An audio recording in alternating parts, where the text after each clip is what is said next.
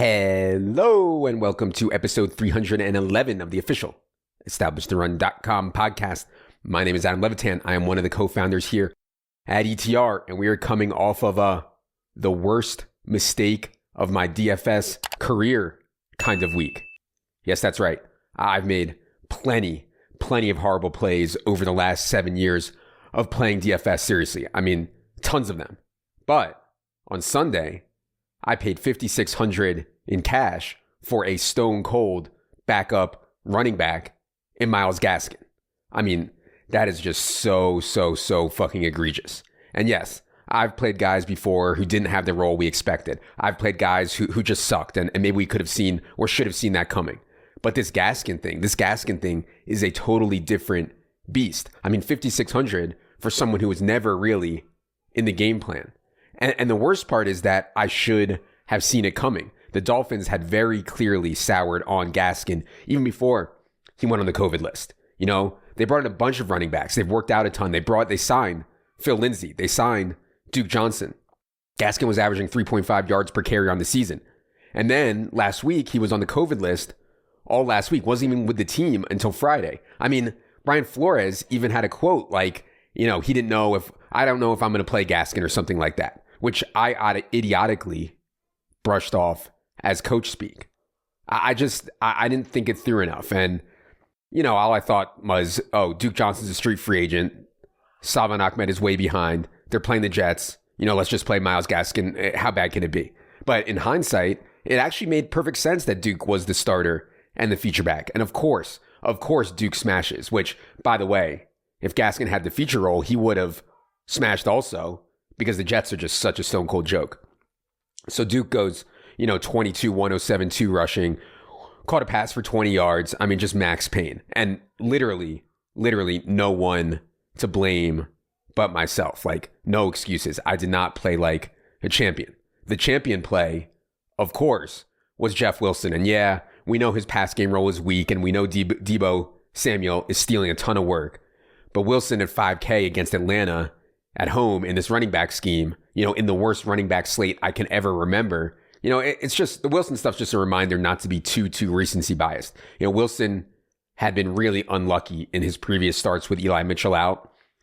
Just a bad job by me, not good enough, deserved to lose. And I think the reason that it stings is because, like, while I think I've gotten much better at the macro stuff for tournaments, I think the micro stuff remains where my edge is, understanding the Myles Gaskin situation, understanding the Jeff Wilson situation.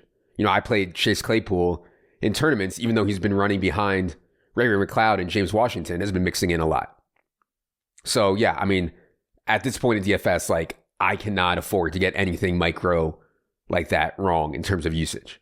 The one thing I did hit this week was the Tyler Huntley, Mark Andrews stack in tournaments, but I didn't play Huntley in cash, only played him on one of 6 tournament teams. And that's a little disappointing considering this is the kind of guy that, like, gets me all the way there, like full blown 3.9, first team all preseason quarterback without a doubt. I mean, he was incredible in the preseason. And yeah, he wasn't free at 5,400, but quarterbacks who can run for 100 yards in a game, it just creates an incredible floor ceiling combo. And the good news, at least, is a bunch of ETR people were on it. I mean, really, all you had to do was look at the projections on Huntley. This was not rocket science. If you went to our projections on Sunday and sorted by salary-based value, Tyler Huntley was the number 3 quarterback. But his ownership projection, in the column right next to that value, was 3.6%. I mean, anytime a guy's the 3rd best quarterback on the slate in value and only 3% owned, he's going to be a great play. So even though I struggled this week, it was honestly, like, so great to see so many ETR subscribers, like, literally change their lives. If you go to Twitter, you have to check out this guy, Will Sue. Like, seems like a regular dude, has a family. He put 2 lineups in on Sunday, turned $42 into $1.2 million with a really sharp team. He had the Huntley, Andrews, Devontae Adams stack, had the mini correlation between Amon-Ra St. Brown and Christian Kirk, had Brandon Cooks, faded all the chalk, the Gaskin, Wilson, J-Rob, Parker, Gabe Davis. It just seems like a really good guy. And look, like, I want to be clear that winning the Millie Maker is, like, beyond insane. You can be the best DFS player in the world and never win it. But damn, it is cool to see a hand builder, someone trying really hard, listening to the shows, reading the articles. It's just cool to see him take it down. And he's on Twitter interacting with people. Definitely check it out if you can. Also got a couple other notes from other people. Garibaldi, who won our subscriber league, the ETR subscriber league, and he won the 4K. The subscriber league paid out 1K, which is nice. The 4K paid out $1 million. He did it with Rogers Adams MVS double, brought it back with Andrews. And then Tom Foolery sent us a note. He shipped the Wildcat, the $333 buy-in for $250K with Huntley, Cook's J-Rob mini, Cowboys defense. Just incredible, man. So huge congrats to you all.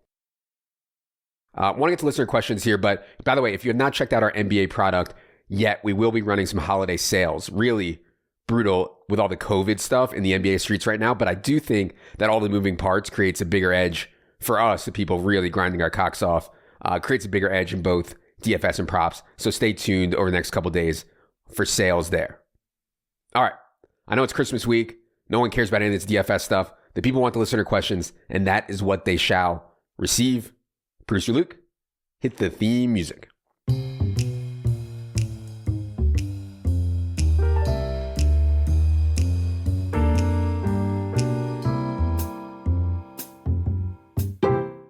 Question 1 from Justin says, I need your thoughts on your tattooed twin, Pete Davidson. Is this guy just breaking the PSM? Dude looks like a bum, but is absolutely king of the team. Is the R&D team at Gender Labs LLC expanding to areas outside of the NFL to explain this? I love how people are like so up in arms about this Pete Davidson thing. Like just so many haters out there, man. I mean, first of all, I'll say this. Everyone knows about, Ariana Grande and Kim Kardashian. I'm sure a lot of you know about Kate Beckinsale, who was like ridiculously hot. But what about Cassie David? The daughter of the greatest human alive, Larry David. I mean, I don't know Cassie, but my point is that Pete isn't just like getting these celebrity bimbo-ish types, dude's got it all. So anyways, how to explain this? Like, I don't think this is really that hard. How do you explain Pete Davidson getting so many beautiful women? A, he has tattoos all over his body, like full-blown sleeves, yet he is a normal dude. And I honestly think deep down, this is what girls want. They don't want a dude who has sleeves of tattoos because he's in prison or he's on drugs. Not a dude because has tattoos because he's a criminal, a pro wrestler, whatever. Just a normal, good dude who has tons of tattoos. Like, they won't admit it, but I'm telling you, deep down, this is what girls want. That's number 1. Number 2, he has this like really good and loving relationship with his mom. And it's like really public. If you know his story, his dad died in 9/11, like really, really horrible stuff, like so brutal to even think about. But so anyways, he's super close with his mom. And like, obviously girls are going to like that. He has the emotional side, he's capable of having this like emotional connection with a woman, his mom, but still like he's capable of it. And point 3, he's fucking rich and famous, man. Like, this is not complicated. I mean, I know that sounds superficial and maybe, I'm not supposed to say it in today's climate, but let's be honest. Women dig rich and famous dudes who are on TV. I don't think that's rocket science, crazy. I know. So yeah, I mean, 3 points there. Easy game for Pete Davidson. Shout out to him, by the way. I can't take all the haters. Question 2 from Andreas. He says, how are you protecting your wealth from degradation, inflation, and money supply increase? Yeah, good question, Andreas. Good question. I am the furthest thing from a finance bro or any kind of sophisticated investor at all.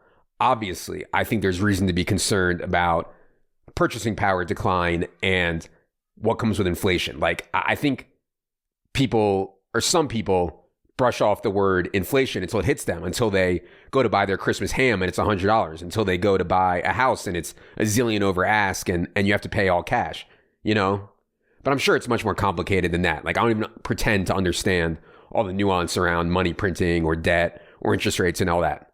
I wouldn't even feel comfortable saying what investments I make for fear of people tailing me because honestly, I have no clue what I'm doing. I will say that I think building businesses and products that actually make money or will make money, like that's always good. Like markets can be all over the place, can be very speculative, but like making money is always good. So, I mean, and really like, deep down, whenever I think about inflation or, I think about some NFT of a fucking lazy lion or whatever selling for 7 figures, I close my eyes and I just repeat fantasy football, fantasy football, fantasy football. It works, highly recommended. Question 3 from Johnny. He says, does ETR use outside editors? I've noticed how well written every article on the site is with 0 typos or grammatical errors ever. Shout out to the hashtag Grammar Bros. Yeah, thanks for bringing this up, Johnny. Big shout out to the Grammar Bros. I know a lot of times like us, ETR, can come off as just the guys on the shows, the people from the shows and the pods, whatever. But man, we have an incredible group of people working behind the scenes. That includes our Grammar Bros, the guys editing all the articles. Big shout out to Jackson Kane, also Josh Brady and Ryan Bradley. Certainly not a lot of glamour in doing that kind of stuff, but it's so important. And I get so tilted by bad grammar or messy writing. Like I get so tilted by it even on Twitter, let alone on the site. So yeah, thanks for noticing, Johnny. Really can't say enough about the whole team behind the scenes at ETR. Question 4 from Thomas. He says, what's your take on caffeine and do you feel confident about it? So this is actually an easy one. I never liked the taste of soda. Even as a kid, as an adult, I never liked soda. I also never liked the taste of coffee, even as an adult. Now, I'm sure that I could grow to like it, right? Like either one. And I've done that with plenty of foods in my life. But I knew that caffeine can be addicting. And I also knew that it's probably not good for you. So I just never tried to like grow to like it. All I drink is water and peach Snapple. Like that's literally it. So simple life. Question 5 from Fritz. He says, now at altitude, how is a Levitan tennis game? What are the big upcoming bets / challenges? Heard some whispers on the Brandon Adams podcast. Yeah, I'll have to check out BA's podcast to hear what they were saying. I don't think there's really anything in life right now I enjoy more than playing these tennis bets. It's just the best. 2 gladiators across the net from each other in both physical and mental warfare. I mean, you really can't beat it. And when there's real money on the line, like you get the best out of both people, which makes it so competitive and so great. As for upcoming bets, I have a couple.